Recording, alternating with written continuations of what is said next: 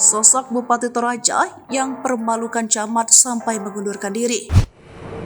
Sosok Yohanes Basang, Bupati Toraja Utara, yang permalukan camat Rantepao hingga mengundurkan diri.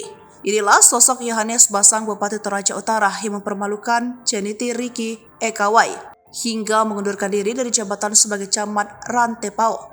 Diketahui camat Rantepao mengundurkan diri usai dipermalukan oleh Bupati Toraja Utara saat apel gabungan di lapangan Bakti Rantepao Senin 11 Desember 2023 merupakan Kampung Jenati.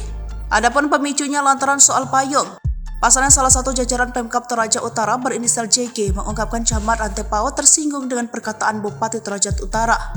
Ia menjelaskan saat apel gabungan, Bupati Toraja Utara meminta penjelasan camat Rantepao terkait progres penjualan payung untuk dana Natal Pemkab Toraja Utara. Sebelumnya seluruh ASN diminta membeli payung seharga 100.000 guna pendanaan perayaan Natal Pemda Toraja Utara.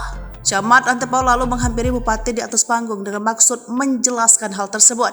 Disitulah ormas sapaan Bupati marah dan mengusir camat Rantepao. Bupati Toraja bahkan sempat berkata kasar ke camat Rantepao. Imbas dari insiden tersebut, camat Ceniti akhirnya mengundurkan diri pada 13 Desember 2023. Kendati begitu, sosok Bupati Toraja Utara ini sontak jadi sorotan publik.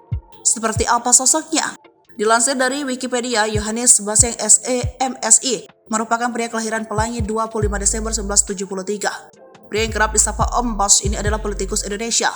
Ia menjabat Bupati Toraja Utara periode 2021 hingga 2024. Bersama wakilnya, Frederick Victor Palimbang, mereka berhasil memenangkan pemilihan umum Bupati Toraja Utara 2020.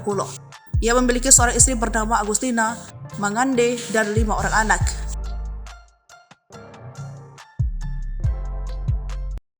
Download Tribun X sekarang, menghadirkan lokal menjadi Indonesia.